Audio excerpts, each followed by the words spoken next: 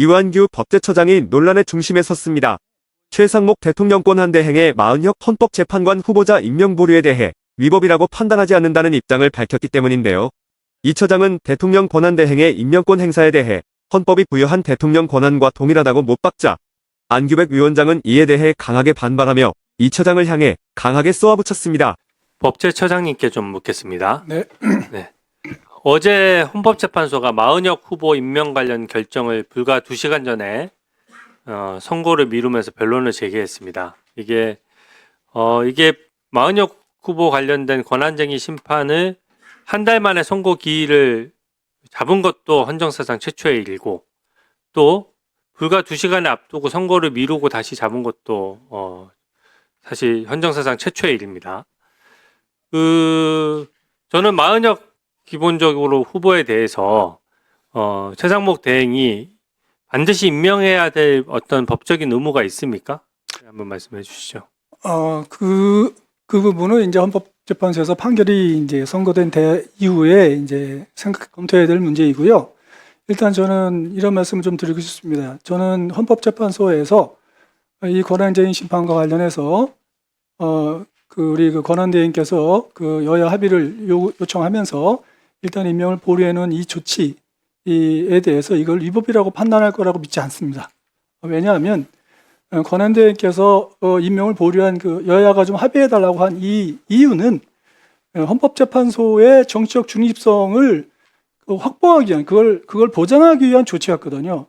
그러니까 그 여야 합의가 왜 필요하냐면 헌법재판소라는 것은 국회의 입법활동을 통제하는 기능을 가지고 있습니다. 다시 말하면 국회가 입법하면 그 위헌 여부를 가리고 또 탄핵하면 탄핵 여부를 가리는 거기 때문에 이게 기본적으로 국민의 기본권 보장도 있지만 국회 입법활동을 통제하는 기능을 갖고 있기 때문에 이 헌법재판소의 재판관들은 국회에서 뽑을 때 그냥 일반 다수당의 그냥 단순 과반수로 뽑아서는 안 되는 거예요. 단순 과반수로 뽑아서는 안 되고 국회 전체의 의사가 포함된 사람을 뽑아야 국민대표성이 인정되는 그런 통상적으로 헌법에서 여당 1명, 야당 1명 추천하고 마지막 3명을 추천할 때 네, 여야 합의로 계속 추천을 해왔고, 그렇습니다. 만약에 단순 표결로서만 할 수 있다라고 하면은 극단적으로 얘기해서 이제는 다수당이면은 다수당이 3명 다 추천할 수 있다는 얘기가 되는데, 그렇습니다. 그렇게 그래서 되면 헌법재판소가 정당성을 찾기 어렵다는 얘기 아닙니까? 그렇습니다. 그렇기 때문에 예를 들면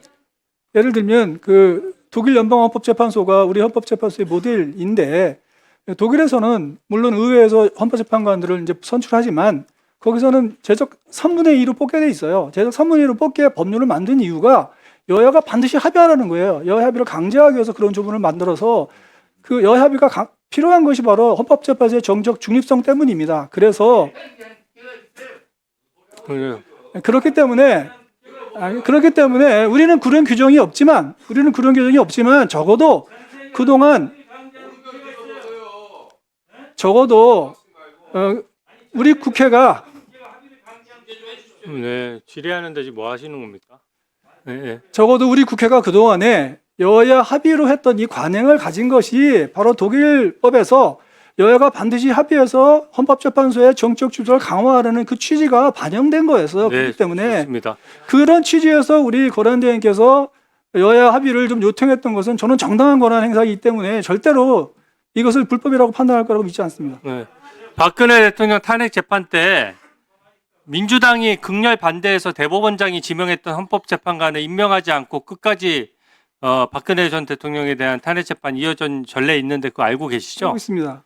만약에 지금 민주당 논리대로 무조건 다 9인 체제를 만들어야 된다 그러면 그때 8인 체제로 탄핵 재판 했던 것 자체가 위법이고 위헌이라는 뜻 아닙니까? 어쨌든 간에 8인 체제도 충분히 그 판결을 가능하다는 건 이미 선례가 있다는 말씀을 드립니다. 저는 어제 그 헌법재판소 공보관이 실제 헌재 결정이 지금 이루어지지도 않고 변론 재개를 신청한 상태인데 만약에 헌재가 위헌이라고 결정하면 최상목 대행이 거기에 반드시 따라야 되고 따르지 않으면 위헌 위법이라고 언론 브리핑한 것에 대해서 저는 헌재가 결정문으로서 얘기를 해야 되지 공보관이 이 결정도 이루어지지 않은 상태에서 이것을 먼저 얘기한 것은 굉장히 문제라고 생각합니다. 기본적으로 이 최상목 대행 같은 경우에는 설사 헌법재판소가 어떤 결론을 내린다고 하더라도 새로운 사정 변경이나 새로운 사유를 들어서 당연히 그 임명권은 대통령 권한대행에게 있기 때문에 대통령 권한대행이 판단해서 임명을 하지 않을 수 있는 거 아닙니까? 그 대통령 권한대행, 결국 대통령 권한대행이 임명권 행사는 대통령의 임명권 행사죠. 대한민국은 대통령제 국가입니다.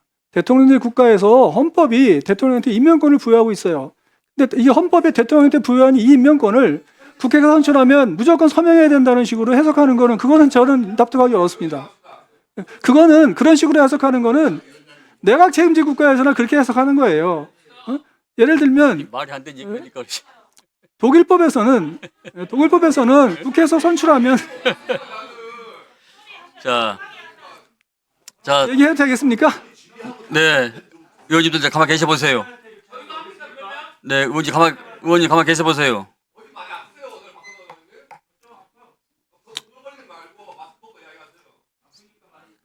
자, 이한규 차장님, 예. 지금 추경원 전 원내대표하고 박찬대 원내대표가 세 분의 헌법재판 가만 계셔 봐요. 양쪽 다 가만 계셔 봐요. 저 말을 끊으니까 좀 그 세 분에 대해서 합의를 봤기 때문에 청문회를 개최했고 청문회 개최 이후에 본회의장에서 투표를 했지 않겠습니까? 그 부분에서는 어떻게 설명하십니까? 실질적으로 합의가 안 됐으면 투표를 할 수 있고. 실질적으로 합의가 안 됐다는 것이 아니요, 합의가 됐기 때문에 청문회를 했고 청문회에 의해서 본회의 투표를 했지 않았습니까? 국민의힘에서 청문회 참석하지 않았지 않습니까? 그러니까 실질적으로 합의가 됐느냐는 표결 시점으로 판단해야 될 것이고 표결 시점에서 합의가 있었는가는 아마 그 헌법재판소의 심리에서 판단하게 되지 않겠습니까? 그걸 제가 저한테 묻지 마시고요. 그러니까 그거는 헌법재판소에서 판단하지 않겠습니까? 위원장이 증인한테 안 넣으면 누구한테 묻습니까? 근데 그게 합의가 에? 있었는지 그런 오만한 대답이 어디가 있어요? 아니요, 위원장님. 에? 아니라니. 아니면 바깥이지. 아니요, 위원장님. 제가 지금 답변할 기회를 주시면 됐어요. 답변한 거 자, 들으셔야죠. 박진태 의원님 기대해 주십시오. 여러분들은 지금까지 이런 이슈들을 보게 되면 어떤 생각이 드셨나요? 제가 항상 여러분들께 뉴스만 평소에 잘 챙겨보셔도 돈이 된다. 돈을 벌 수 있다고 말씀을 드렸는데요. 그 이유는 제가 지난 5월 초에 여러분들께 뭐라고 말씀을 드렸죠? 지금은 정부가 주목하고 있는 K푸드에 관심을 가져야 한다. 뉴스만 보고 끝내지 마시고 투자 쪽으로 한번 생각해 보셔야 한다. 라고 말씀을 드렸습니다. 그리고 나서 이런 썸네일들을 뉴스를 통해서 많이 보셨을 텐데요. 이렇게 정부가 정책으로 밀어주는 산업이 이슈가 됐을 때 정보에 민감한 부자들은 어떻게 생각할까요? K푸드 관련주는 뭐가 있는지, 어떤 종목이 나에게 돈을 벌어다 줄 수 있는지를 생각한다고 말씀을 드렸죠? 그 이유가 뭐냐 하면 부자들이 봤을 때는 이슈가 곧 돈으로 이어지고 이런 이슈들이 돈을 벌어준다는 경험적 확신이 있기 때문에 부자들은 항상 이런 사회적 이슈들을 관심 있게 챙겨본다고 말씀을 드렸습니다. 실제로 제가 지난번에 시청자분들과 함께하는 주식으로 수익 내기 이벤트를 진행했었는데요.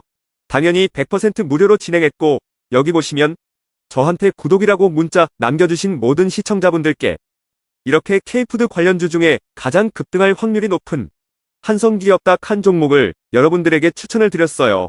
그러면서 여기 나와 있는 대로 정확하게 얼마에 사야 하는지 그리고 어느 정도 올랐을 때 팔아야 하는지 이런 부분들까지 자세하게 알려드렸었는데 결과가 어떻게 되었죠? 오른쪽을 보시면 아시겠지만 제가 5월 2일에 문자로 이 한성기업을 소개해드리고 나서 주가가 이렇게 2배 넘게 급등이 나왔다. 그래서 당시에도 굉장히 많은 분들이 제가 드린 한성기업으로 수익을 내셨을 텐데요. 다시 한번 축하드린다고 말씀을 드리고 이번에도 마찬가지입니다. 최근에 정부가 집중적으로 밀고 있는 산업이 해외 건설 시장이고 그 중에서도 K신도시에 대한 관심도가 계속해서 높아지고 있기 때문에 관련 종목들이 부각받을 수밖에 없다. 그 중에서도 정부가 가장 핵심적으로 밀어줄 것으로 예상되는 K신도시 대장주 한 종목에 돈이 몰릴 것이다. 당연히 우리가 이쪽으로 생각해야 한다는 겁니다. 그래서 이번에도 지난번과 똑같이 저에게 신청이라고 문자 보내주시면 정부가 강력하게 추진할 것으로 예상되는 K신도시 정책주 중에 앞으로 대장주 역할을 하면서 주가가 가장 크게 급등할 한 종목을 구독자분들에게 문자로 종목명과 사고 파는 시점을 모두 알려드리겠습니다. 그래서 여러분들이 주식으로 돈 버는 연습을 한번 해보시라 이렇게 말씀을 드리고 지금 이 영상을 보시는 시청자분들 중에 나도 이번 종목이 궁금하다 하시는 분들은 누구나 상관없이, 그리고 어느 시간대나 상관없이 부담 없이 이렇게 상단에 제 번호를 항상 남겨놓고 있습니다. 제 번호 010-4406-8870번으로 저에게 지난번처럼 신청이라고 문자 보내주시면 제가 이번에도 똑같이 무료 추천 급등주 문자를 보내드리겠습니다. 이해되시죠? 그래서 제 번호 010-4406-8870번으로 신청이라고 문자 보내주시면 여러분들이 직접 이슈를 통해서 돈 버는 연습을 해보실 수가 있는 거고, 제가 돈을 받는 것도 아니고 투자를 대신해드리는 것도 아니기 때문에 부담 없이 신청해주시면 되는 겁니다. 그리고 수익이 나면 저는 다른 것은 바라지 않습니다. 제 채널에 구독, 좋아요 한 번씩만 눌러주시면 감사하겠습니다.